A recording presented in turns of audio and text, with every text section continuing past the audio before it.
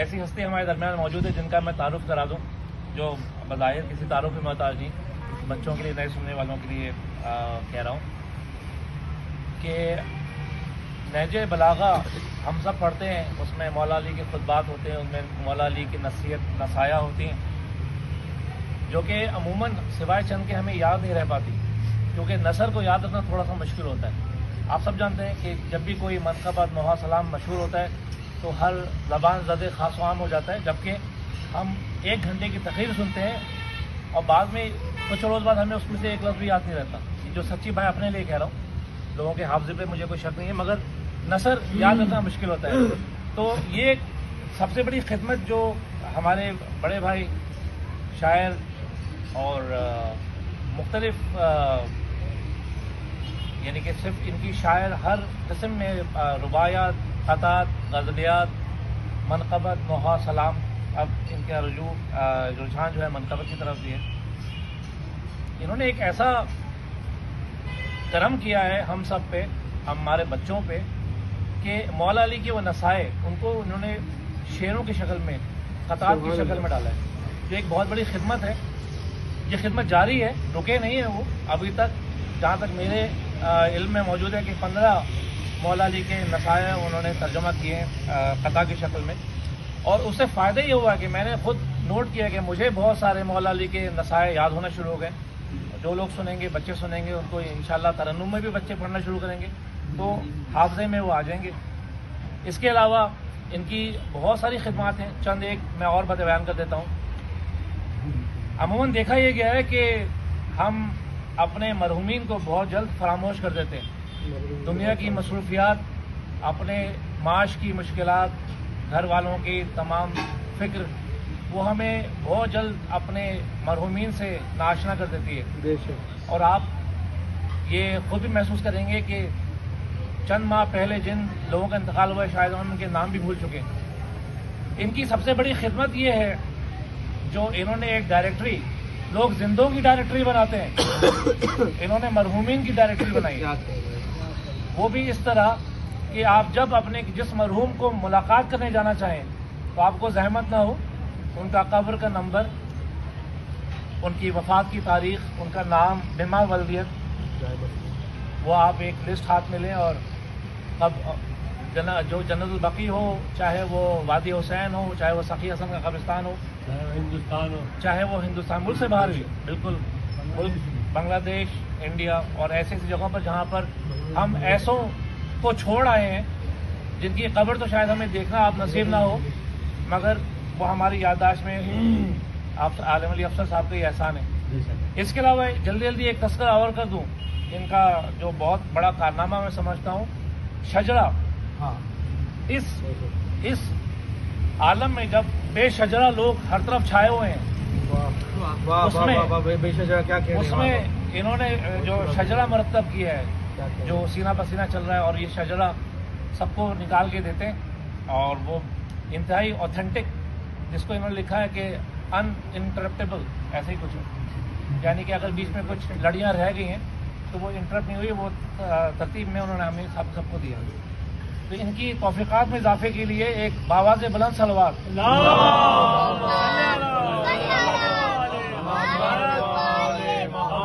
کسی تاجر نے میرا نفس مجھ سے مانگنا چاہا، کہا میں نے کہ بولو کتنی دولت تم مجھے دو گے، نہیں بیچوں میں اپنے نفس کسی ارزا سے قیمت پہ۔ یہ معمولی یہ کروڑوں کی بات ہے، ڈالر کی بات ہے، اس میں نفس بیچ دوں؟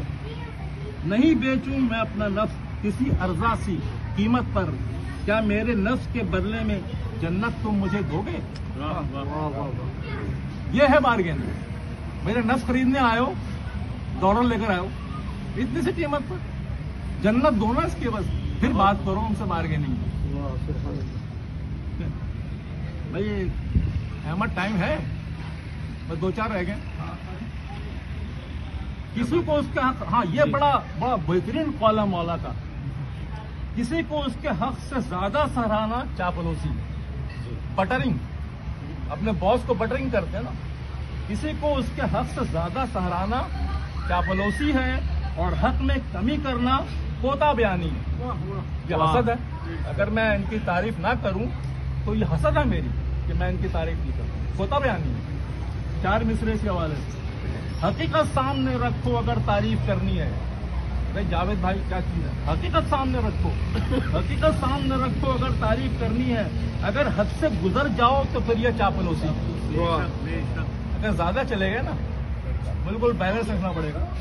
حقیقت سامنے رکھو اگر تعریف کرنی ہے. اگر حد سے گزر جاؤ تو پھر یہ چاپلوسی ہے. اگر تعریف کرنے میں کمی تم نے ذرا کر دی، وارننگ بھی ہے، اگر تعریف کرنے میں کمی تم نے ذرا کر دی تو پھر احساس کر لو تم کہ یہ کوتا بیانی ہے. جو مولا کہنا ہے کوتا بیانی سے کام نہ. بس 2 رہ گئے. بسم اللہ. یہ خضاب لگانے کے حوالے سے بڑا اچھا کال آ گیا مولا کا. چھوڑ دیا ہم لوگوں نے نا آپ کو. تو ہر شخص کو خضاب لگانے کا اختیار ہے. مولا علی کہہ رہے ہیں آپ ڈائی کر سکتے ہو، کوئی برائی نہیں، کوئی گناہ نہیں، کوئی ممانعت نہیں ہے. تو ہر شخص کو خضاب لگانے کا اختیار ہے. خضاب زینت ہے اور ہم لوگ سوگوار ہیں. جب تمام اماموں میں سے صرف مولا علی خضاب نہیں لگاتے تھے، یعنی اتنے 11 اماموں میں صرف مولا علی خضاب نہیں لگاتے تھے، باقی سب خضاب لگاتے تھے ہر امام. اس کی وجہ مولا علی کیوں نہیں لگاتے تھے؟ کیونکہ رسول کے حدیث تھی کہ تمہارے بال جو ہیں تمہارے خون سے رنگین ہوئے ہیں. اس کو بتانے کے لیے انہوں نے لگایا وائٹ. مولا علی کے بال وائٹ تھے، باقی سب 10 اماموں نے خضاب لگایا. کیا مولا کا قول ہے. تو ہر شخص کو خضاب، خیر ہے نا، ہر شخص کو خضاب لگانے کا اختیار ہے، آپشنل ہے. خضاب زینت ہے، بیوٹی ہے. وہ خود نہیں لگاتے تھے. کیوں؟ کیونکہ ہم لوگ سوگوار، وہ سوگوار تھے رسول خدا کی علت کے بعد. اب اسی حوالے سے 4 مصرے اسی فکر کو سامنے رکھتے ہے. مستحب یہ عمل، یعنی وہ خضاب لگانے کا عمل ہے. مستحب یہ عمل، شوق سے لگاؤ اسے. کوئی ممانعت نہیں ہے. خضاب بالکل لگانا چاہیے. خضاب سے آپ کے نہیں کہہ رہا ہوں. مستحب یہ عمل، شوق سے لگاؤ اسے. خضاب کرتے ہیں لوگوں، بااختیار ہیں ہم بااختیار ہیں ہم. ہمیں اختیار ہے نا خضاب کریں. مگر امام علی نے نہ استعمال کیا. کوئی بات نہیں. مگر امام علی نے نہ استعمال کیا. کہا ہے ہم سے کہ سن لو کہ سوگوار ہیں ہم. انہوں نے کہا کہ ہم تو رسول خدا کے سوگوار ہیں، اس لیے میں خضاب سے لگا. تو وہی ان کا قول تھا. تو یہ بڑا اچھا شعر ہے کہ دشمن پہ جب قابو پاتے تو اس کو وننگ کر دیتے ہیں، چھوڑ دو دشمن کو، معاف کرو. دشمن پر قابو پاؤ تو اسے قابو پانے کا شکرانہ، اسے معاف کر دینا قرار. دشمن کو قابو پاؤ تو اس کو معاف کر دو. یہ بہت بڑی بلندی مولا علی کا قول ہے. دشمن پہ اگر کبھی اختیار آ گیا تو اسے معاف کر دینا بہتر ہے. 4 مصرے اس کے حوالے سے پسند ہے. دشمن اگرچہ زیر کبھی ہو تمہارے پاس، دشمن اگرچہ زیر کبھی ہو تمہارے پاس، بدلہ جو لوگے تم تو تمہاری ہے ابتری. اگر تم نے بدلہ لے لیا تو تمہاری ابتری ہے، انسلٹ ہے، ڈیگریڈیشن ہے. کیا کریں؟ شکر خدا کا ایک طریقہ تو یہ بھی ہے، شکر خدا کا ایک طریقہ تو یہ بھی ہے، کر دو جو اس کو معاف، تمہاری ہے برتری. بے شک بے شک. اور آخری زحمت تمام بہترین دولت مندی یہ ہے کہ تمناؤں کو ترک کرو. اپنے جو خواہشات کو مارنا ہی بہترین دولت مندی ہے. نظر والا کا چھوٹا سا قول ہے، 2 ہی مصرے ہیں. امیر وہ نہیں قبضے میں مال و زر جس کے. امیر وہ نہیں قبضے میں مال و زر جس کے، اسے امیر مت کہیے گا. امیر وہ، مولا کائنات کہہ رہے ہیں بھائی، امیر وہ نہیں قبضے میں مال و زر جس کے. امیر وہ ہے تمنا کو جس نے ترک کیا. ہی از دا ریچسٹ پرسن. جس نے تمناؤں کو ترک کیا وہ امیر ہے. دولت مندی جو ہے وہ کرنسی دولت مندی نہیں ہے محمد علی. اپنے تمناؤں کو ترک کرنا ہی اصل دولت مندی ہے. جزاک اللہ. بہت بہت شکریہ. یہ تھے سید عالم علی